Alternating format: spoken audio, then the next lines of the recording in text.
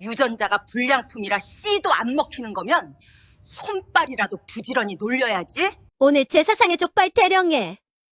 우리 아들이 아니 죽은 양반이 생전에 족발 귀신이었거든.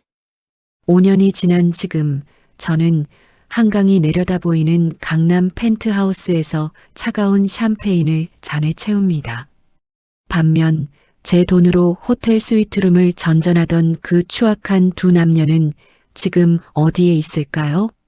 20억의 연대보증이라는 지옥의 굴레에 갇혀 서로의 머리채를 잡으며 차가운 유치장 바닥을 뒹굴고 있습니다. 어머니라 불렀던 상간녀와 남편이라 믿었던 사기꾼. 그들이 바닥을 기며 살려달라 애원할 때 전 아주 우아하게 족발 한 접시를 내밀었습니다.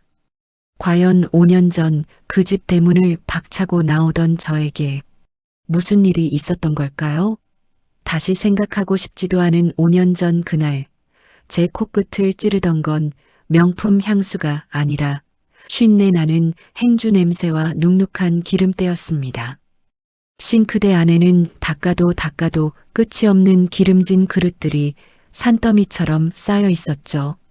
낮에는 수천억 원의 자산가들 앞에서 투자 서류를 넘기던 제 손가락 끝엔 어느새 고급 만년필 대신 비릿한 족발 기름때가 까맣게 박혀 있었습니다. 꼼꼼하게 관리받던 정갈한 손톱 사이로 독한 세제 기운이 스며들 때마다 제 커리어와 자부심이 함께 녹아내리는 듯한 수치심이 밀려왔지만 거실에서 들려오는 저속한 웃음소리에 저는 입술을 깨물며 그 수치심을 삼켜야만 했습니다. 얘 너는 족발털도 제대로 안 밀었니? 이게 사람 먹으라는 거야. 돼지 먹으라는 거야? 다시 해와. 시어머니라는 여자는 거실 소파에 거만하게 앉아 제가 6시간 동안 정성껏 삶은 족발을 바닥에 내팽개쳤습니다. 차가운 장판 위로 흩어진 고기 조각들. 그때였습니다. 남편이라는 인간이 퇴근에 들어오더니 제 곁을 지나쳐 그 여자의 어깨를 자연스럽게 주무르는 것이었습니다. 아이고, 우리 여사님, 왜 이렇게 화가 나셨을까? 당신은 진짜 센스가 없어. 어머니가 예민한 거 알면서 그래? 어머니의 어깨를 주무르는 아들의 손길이라기엔 너무나 노골적이고 부드러웠습니다. 남편의 손등이 그 여자의 목덜미를 스칠 때 그 여자의 입가에 번지던 묘한 미소. 저는 그때 깨달았습니다.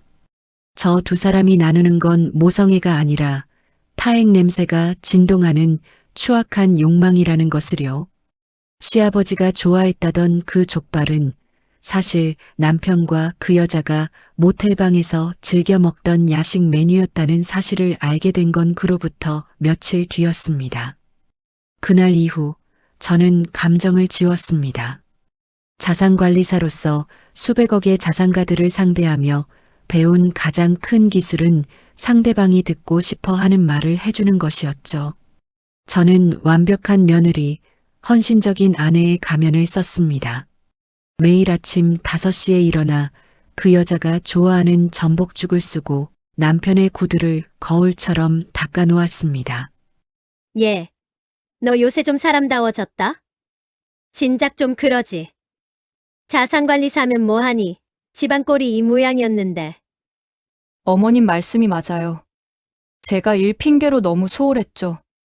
어머님 피부가 부쩍 상하신 것 같아. 백화점에서 최고급 에스테틱 패키지 끊어왔어요. 남편이랑 같이 가서 관리 좀 받으세요. 역시 내 마누라 최고네. 엄마, 얘가 이래 봬도 우리 업계에선 돈 냄새 하나는 기가 막히게 맡거든. 이제 우리 팔 잡히는 거야. 남편은 제 손을 잡으며 환하게 웃었지만 그의 눈은 제 지갑 속 법인카드를 향하고 있었습니다. 두 사람이 어머니와 아들의 탈을 쓰고 호텔 스위트룸에서 제 돈으로 샴페인을 터뜨릴 때 저는 차가운 사무실 모니터 앞에서 그들의 파멸을 설계했습니다. 그들의 15년치 통장 내역, 통화 기록, 그리고 결정적으로 남편이 어머니라 부르던 그 여자의 SNS 비공개 계정까지. 그곳엔 제 돈으로 산 명품백을 들고 남편과 입을 맞추는 역겨운 사진들이 가득했습니다. 하지만 저는 떨리는 손을 부여잡고 입술을 깨물었습니다. 지금 터뜨리면 그저 흔한 불륜녀 응징으로 끝나겠지만 제가 원하는 건 그들의 영혼까지 탈탈 터는 완벽한 파선이었으니까요. 조금만 더 먹어도 그게 너희들의 마지막 만찬이 될 테니까. 드디어 덫을 놓을 시간이 왔습니다. 저는 퇴근길에 일부러 고급 정보가 담긴 것처럼 보이는 서류 뭉치를 거실 탁자에 흘려두었습니다. 예상대로 2마리의 굶주린 짐승들이 헐떡이며 달려들었죠. 야, 이거 강남 재개발 확정지 아니냐? 상가 하나만 잡아도 수익이 수십억이라는데. 얘, 너 이거 정말 확실한 정보니? 어머님, 사실 이건 VIP들한테만 나가는 급비 정보예요. 그런데 제 명의로는 이미 투자가 꽉 차서 더 이상 대출이 안 나오거든요. 너무 아까워서 잠이 안 와요. 그럼 우리 명의로 하면 되잖아. 엄마, 퇴직금이랑 내가 모은 돈, 거기다 대출까지 끌어모으면 가능하지 않아? 그게 액수가 워낙 커서요. 상가 지분을 통째로 매입해야 하는데, 그러려면 두 분이 연대 보증을 서셔야 하거든요. 리스크가 아예 없는 건 아니라서 전 추천 안 해요. 리스크 같은 소리 하네. 너 우리 돈 불려주기 싫어서 그러지? 당장 진행해. 사돈의 8천 돈까지 다 긁어모을 테니까. 탐욕의 눈이 먼 자들에게 이성은 사치였습니다. 그들은 제가 설계한 유령상가의 화려한 조감도에 영혼을 팔았습니다. 15년 동안 모은 노후 자금, 살고 있던 아파트 담보대출, 심지어 사채까지 끌어모으더군요. 저는 친절하게 서류를 준비해 주었습니다. 그들이 사인한 건 황금알을 낳는 상가가 아니라 곧 국가사업으로 수용되어 보상금조차 나오지 않을 맹지와 그 빚을 평생 공동으로 책임져야 하는 지옥의 연대보장서였습니다. 여보, 나 진짜 이번에 대박 나면 당신 발가락까지 핥아줄게. 우리 진짜 부자 되는 거지? 그럼요, 당신들이 꿈꾸던 그 세상. 내가 아주 확실하게 보내줄게요. 폭풍전야의 고요함이 흐르던 어느 밤, 저는 남편이 그 여자의 무릎을 베고 누워있는 방문 너머로 마지막 경고를 보냈습니다. 내일이면 상가 잔금이 치러지고 그들의 모든 자산은 제 계좌를 거쳐 합법적인 컨설팅 수수료 명목으로 세탁되어 사라질 것입니다. 두 사람은 거실에서 제가 사온 비싼 와인을 마시며 장밋빛 미래를 꿈꾸고 있었습니다. 하지만 그들이 마시는 건 와인이 아니라 자신들의 무덤에 뿌릴 독배였습니다. 저는 거울 속의 저를 보며 차갑게 은조렸습니다. 이제 무대를 걷어치울 시간이야. 거실에는 족발의 기름진 냄새와 향초의 매캐한 연기가 뒤섞여 기괴한 분위기를 자아내고 있었습니다. 시아버지 기일조차 제멋대로 바꿔가며 제사상을 차리게 한 지 벌써 1년. 시어머니라는 여자는 제사상 앞에서 남편의 손등을 노골적으로 쓰다듬으며 승리감에 도취해 있었죠. 그들의 눈에는 곧 손에 쥐게 될 수십억의 상가 지분만이 어른거리고 있었습니다. 얘, 너는 제사상 앞에서 표정이 왜 그 모양이니? 조상님이 노하시면 이번 강남 상가 계약 틀어질 줄 알아. 얼른 잔 올리고 절해. 맞아. 당신 오늘 잔금 치르는 날이잖아. 어머니 기분 맞춰드려야 복이 들어오지. 자, 여기 잔 받아. 잔은 제가 아니라 두 분이 받으셔야 할 것 같네요. 두 분의 그 지독한 연극, 오늘이 마지막 공연이니까요. 저는 차분하게 리모컨을 눌렀습니다. 거실 벽면을 가득 채운 대형 TV 화면에 제가 지난 6개월간 수집한 두 사람의 적나라한 침대 영상과 15년 전부터 이어온 불륜의 기록들이 파노라마처럼 펼쳐졌습니다. 남편이 어머니라 부르던 여자의 허리를 감싸 안고 입을 맞추는 장면이 나오자 거실엔 얼음물을 끼얹은 듯한 정적이 흘렀습니다. 이게 뭐야? 여보, 이건 오해야. 이 여자가 시킨 거야. 난 그냥 시키는 대로만 했다고. 너 지금 이게 무슨 짓이야? 어디서 이런 천박한 영상을? 천박한 건 제가 아니라 두 분의 인생이죠. 유전자 검사 결과도 여기 있네요. 어머니와 아들이 아니라 15년 된 내용 관계. 족발 제사는 두 분이 모텔에서 족발 뜯으며 저 비웃던 날을 기념하고 싶어서 시키신 건가요? 그 여자가 발악하며 제 뺨을 때리려 달려들었지만 저는 눈길조차 주지 않았습니다. 저는 테이블 위에 두꺼운 서류 뭉치를 던졌습니다. 그것은 오늘 아침부로 확정된 채무 이행 통지서였습니다. 축하드려요.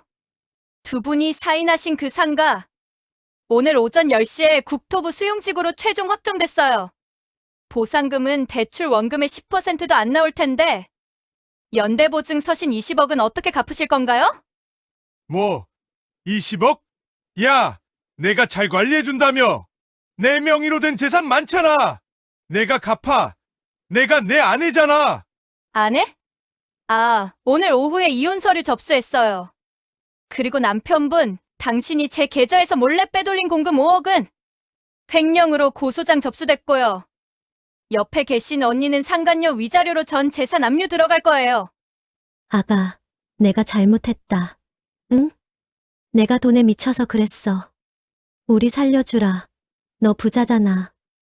너한테 20억은 푼돈이잖아.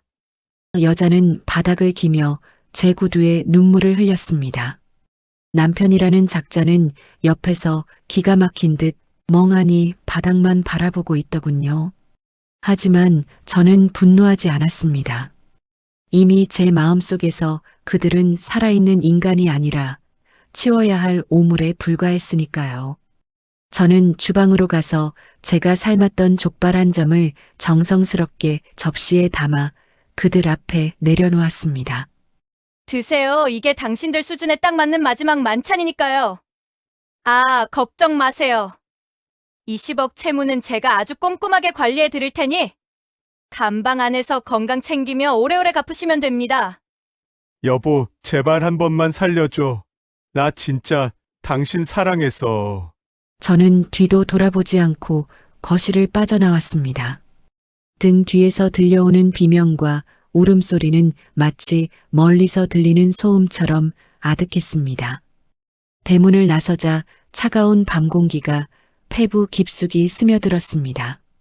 1년 전 이곳을 들어올 때 느꼈던 절망은 온데간데없고 오직 압도적인 해방감만이 저를 감싸고 있었습니다. 그들은 평생을 바쳐 저를 무너뜨리려 했지만 결국 스스로 판 무덤에 매몰되었습니다. 복수는 칼로 하는 게 아닙니다. 그들이 그토록 갈구하던 돈이라는 신기루를 보여주고 그것이 사라지는 순간의 절망을 선물하는 것. 그것이 자산관리사인 제가 할 수 있는 가장 우아한 응징이었습니다. 폭풍이 지나간 거실에는 정적이 찾아왔습니다. 한때 그들이 어머니와 아들이라는 역겨운 연극을 하며 저를 비웃던 그 공간에서 저는 마지막으로 짐을 챙겨 나왔습니다. 차가운 20억의 부채 통지서를 손에 쥔 채 울부짖던 그들의 모습은 이제 저에게 길가에 흩날리는 낙엽보다도 가벼운 존재가 되었습니다. 사람들은 묻습니다. 어떻게 그렇게 독하게 마음을 먹었느냐고. 하지만 이건 독한 게 아니라 제 삶에 대한 최소한의 예의였습니다. 그들을 미워하는데 에너지를 쓰는 것조차 아까워지는 순간이 오더군요. 진정한 복수는 그들을 응징하는 순간 완성되는 것이 아니라 그들이 제 인생에서 아무것도 아닌 존재가 되었을 때 비로소 완성되는 법이니까요. 나는 당신들을 용서한 게 아니야. 그저 유통기한이 지나 썩어버린 쓰레기를 내 인생이라는 집 밖으로 분리수거했을 뿐이지. 20억의 빚? 징역? 그건 당신들이 스스로 선택한 삶의 대가일 뿐. 내 소관이 아니야. 이제 나는 당신들이 없는 아주 깨끗하고 조용한 아침을 맞이하러 갈 거야. 누군가는 말합니다. 복수는 또 다른 복수를 낳는다고. 하지만 저는 믿습니다. 정당한 대가를 치르게 하는 것은 복수가 아니라 정의라는 것을요. 무례한 이들에게는 우아한 무관심을, 탐욕스러운 이들에게는 그 탐욕이 빚어낸 지옥을 선물하는 것. 그것이 제가 1년의 인고 끝에 배운 가장 큰 삶의 지혜였습니다. 이제 제 손에는 더 이상 기름진 족발 냄새도 차가운 세제 냄새도 나지 않습니다. 오직 제가 스스로 일궈낸 성공의 향기와 누구에게도 방해받지 않을 평온한 자유만이 남아있을 뿐입니다. 오늘 저의 이야기가 어떠셨나요? 지옥 같은 시간을 견뎌낸 제가 오늘 여러분께 드리고 싶었던 사이다는 여기까지입니다. 저의 복수가 시원하셨다면 구독과 좋아요로 많은 응원 부탁드립니다. 끝까지 시청해 주셔서 진심으로 감사드립니다. 지금까지 묘한 스토리였습니다.